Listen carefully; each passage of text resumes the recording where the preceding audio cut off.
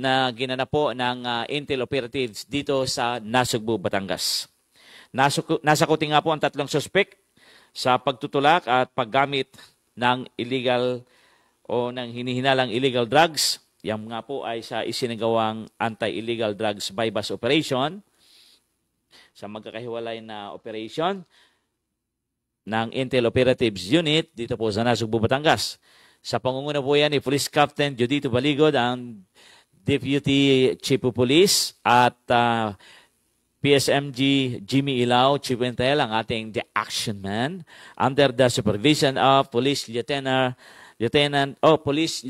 Colonel Reynaldo Catolico Dumilod, ang Chief of Police ng Nasugbu MPS. Kinilala nga po ang mga suspek. Ang unang suspek po na nasa kote ay si Cheryl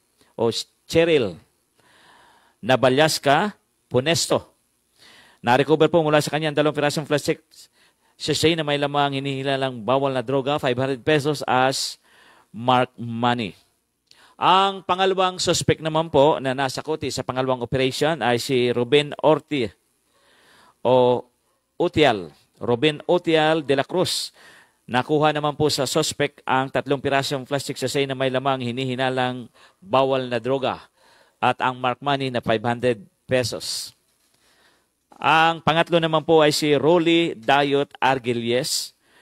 At na-recover naman po sa kanya ang 2 pirasong plastic sachet na may lamang hinihinalang bawal na droga o shabu, 500 piso bilang mark money at isang unit ng Samsung cellphone.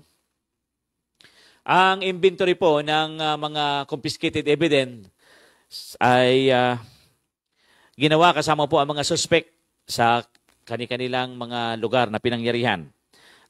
Nandyan po ang media representative, ang inyong lingkod, Morris Fronda po mula po dito sa City News Production at Fronda Patrol News.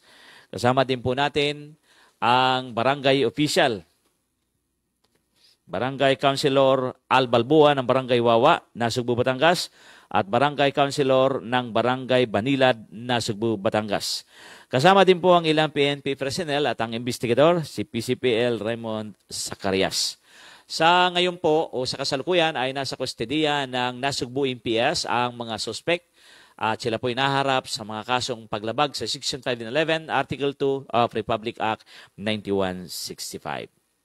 Tuloy-tuloy po tayo mga kaibigan. Ang oras